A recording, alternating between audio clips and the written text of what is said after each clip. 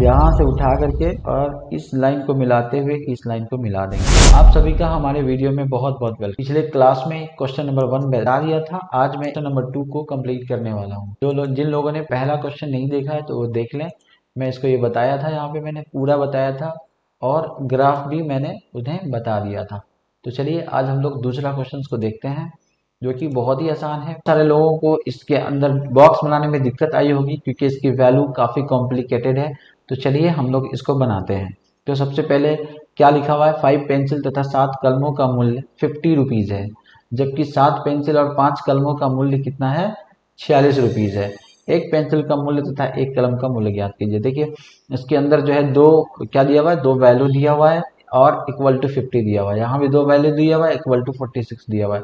It means कि x and Y वाला पे ये जा रहा है। तो हम लोग क्या मानेंगे, सबसे पहले एज यूजल हम लोग जैसे मानते आए हैं वैसे ही मानेंगे कि माना कि, लिखिए माना कि, ठीक है, एक पेंसिल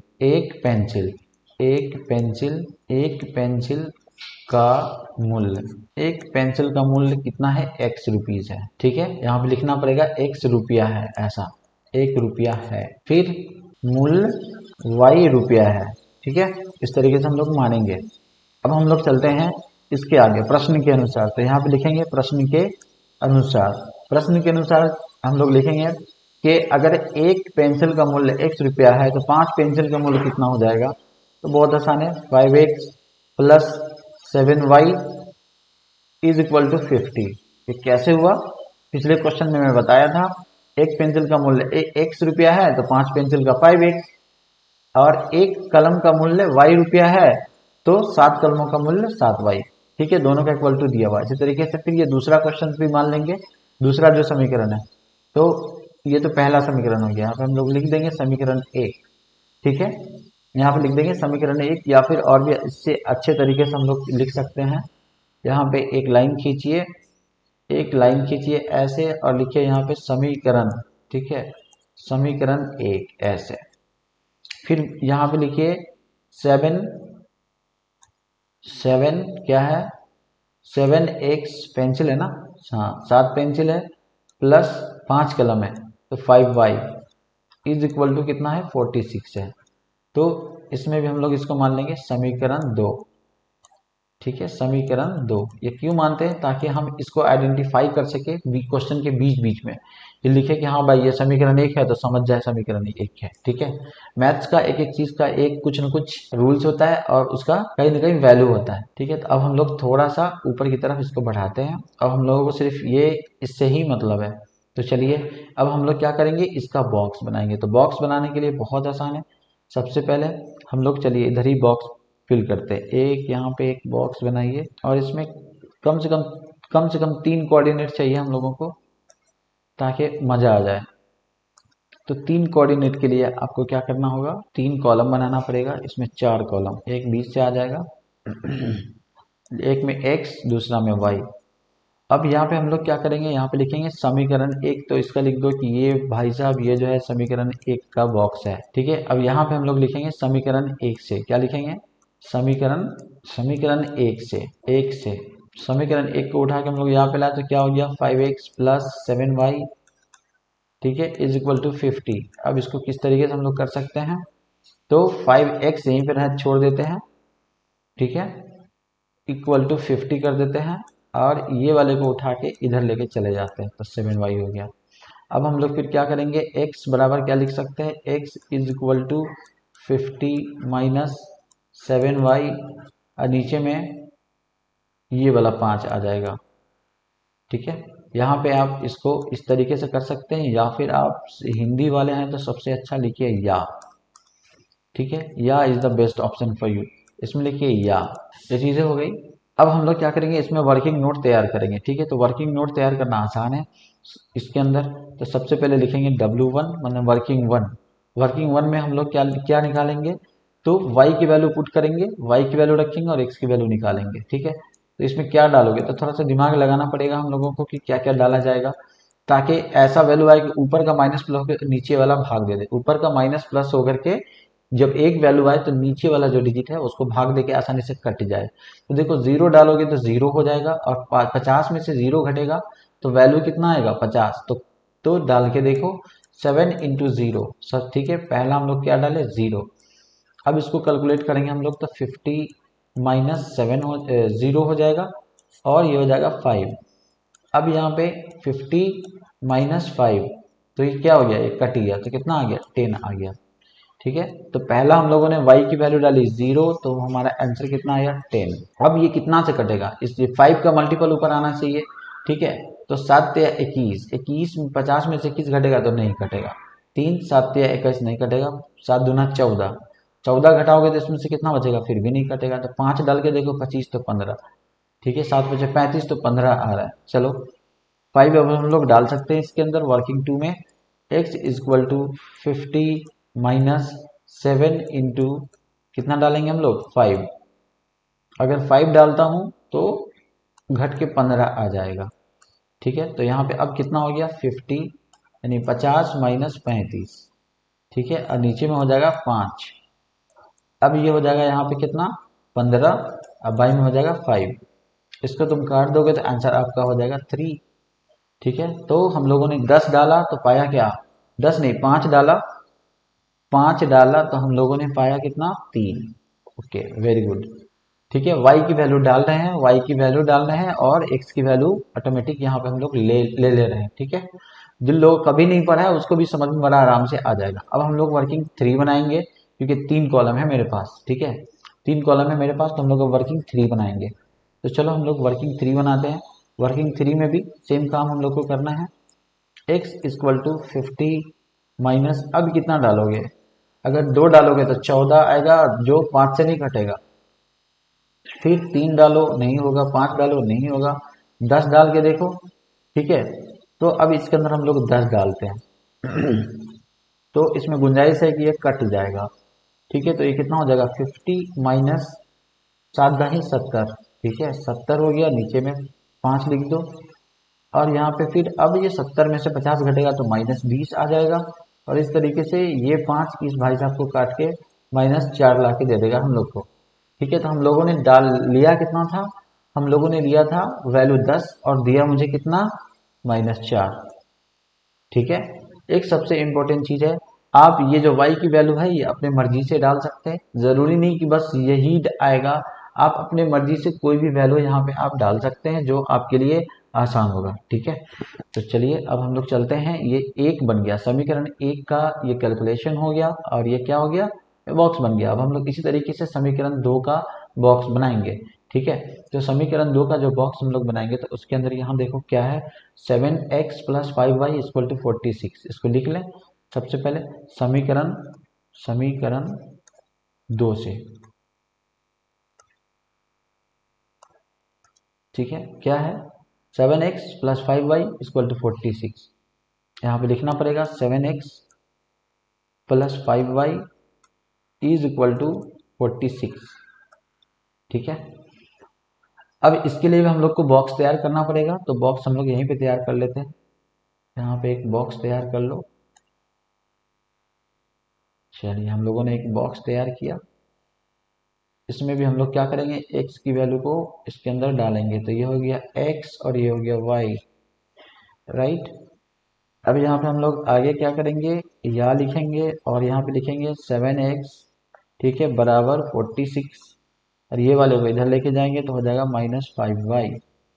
अब हम लोग फिर क्या करेंगे, फिर लिखेंगे या सिर्फ x रहने देते हैं, 46 माइनस 5y और नीचे में हम लोग लिखेंगे ये वाला 7। ठीक है, अब हम लोग यहाँ से वर्किंग 1 शुरू करते हैं। ठीक है, इसको थोड़ा सा और ऊपर कर लेते हैं। वर्किंग वन में क्या करेंगे, ऐसा करेंगे और यहाँ पे लिखेंगे x इक्वल टू 46। अब यहाँ पे क्या डालोगे, ये 46 है, 46 यहाँ पे कितना डालोगे कि ये कट जाएगा। ठीक है, तो ये भी एक बहुत ही इम्पोर्टेंट है, इसको डालो। तो ये 7 का मल्टीपल कब आएगा तो वो आपको देखना पड़ेगा कि कितना आएगा। ठीक है, अगर -4 डालते हो तो भी नहीं कटेगा, 7 चौका 28, 7 पचे 35, 25 डालोगे तो भी नहीं कटेगा। ठीक है, अगर इसमें 9 डालते हो तो 9 पचे 45 नहीं कटेगा। अभी 2 डालते हो, ठीक है, अगर 2 डालते हो -2, ठीक है, तो ये जुड़ के 56 हो जाएगा जो कि कट जाएगा। तो यहाँ पे क्या करो 5 इंटू -2 से इसको गुना करो, यानी y की वैल्यू हम लोगों ने कितना लिया -2। ठीक है, अब नीचे में आ जाएगा ये 7। अब देखो ये दोनों ऐड हो जाएगा, ठीक है, क्योंकि plus minus plus minus minus क्या आ जाएगा प्लस। चलो करके ही दिखाता हूँ, 46 प्लस 10 हो जाएगा और नीचे में हो जाएगा 7। ठीक है, ये माइनस में था लेकिन एक डिजिट माइनस की वजह से यहाँ पे प्लस हो गया। अब यहाँ पे क्या हो जाएगा 56/7, ये आपका क्या हो जाएगा कट जाएगा। ठीक है, तो जब ये कट जाएगा तो ये क्या हो जाएगा 7 8 जा 56, 8 बार में, तो -2 डाले तो हमारा 8 आ गया। ठीक है, अब हम लोग वर्किंग टू हम लोग करते हैं।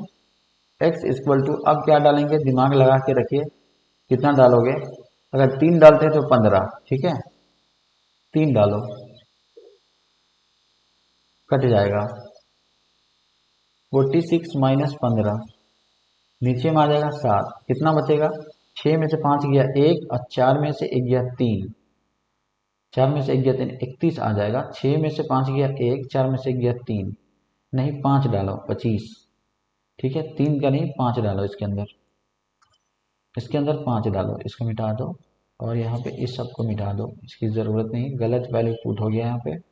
अब हम लोग यहाँ पे डालेंगे कितना बताइए, 5 डालते हैं। ठीक है, तो कितना हो जाएगा 46 माइनस यानी 46 माइनस 25।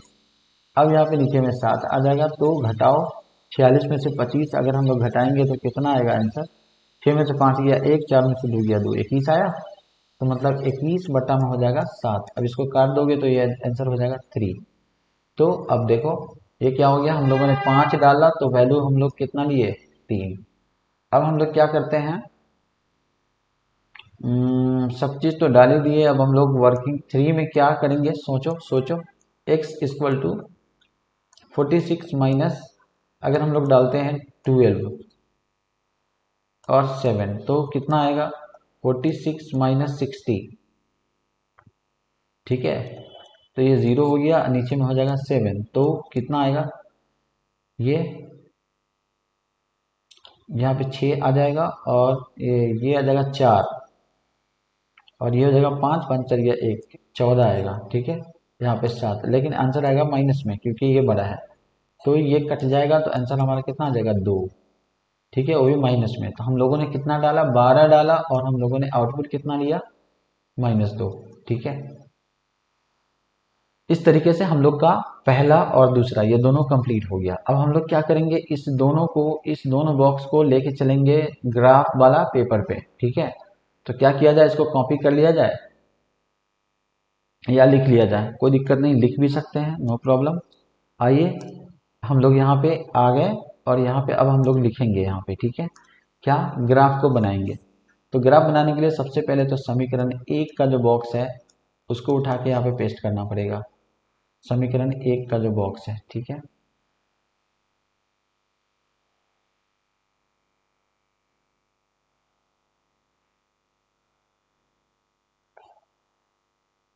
जो हो गया x और ये हो गया y, 1 2 और 3। ठीक है, ये वाला लाइन थोड़ा सा टेढ़ा हो गया, इसको सही करना पड़ेगा।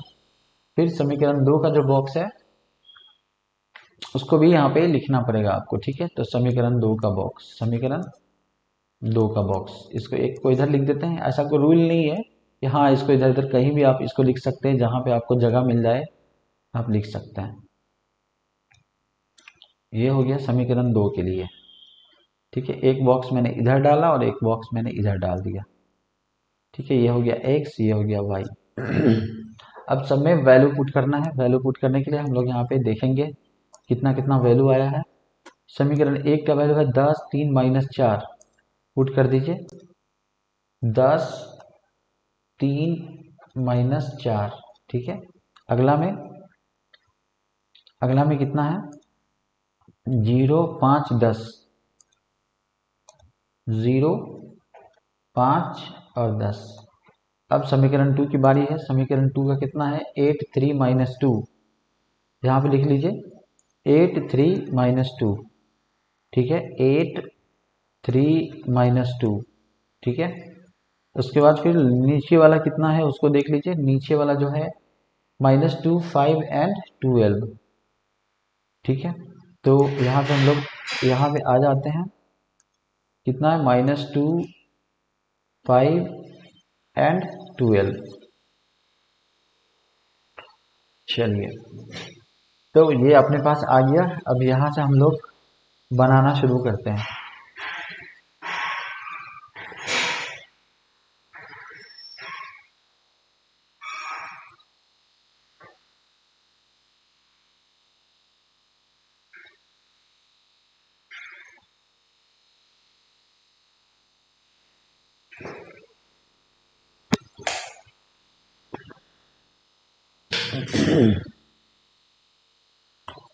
तो अब जब हम लोग यहाँ से बनाना शुरू करेंगे तो सबसे पहला क्या है, यहाँ पे 10 और 0 है।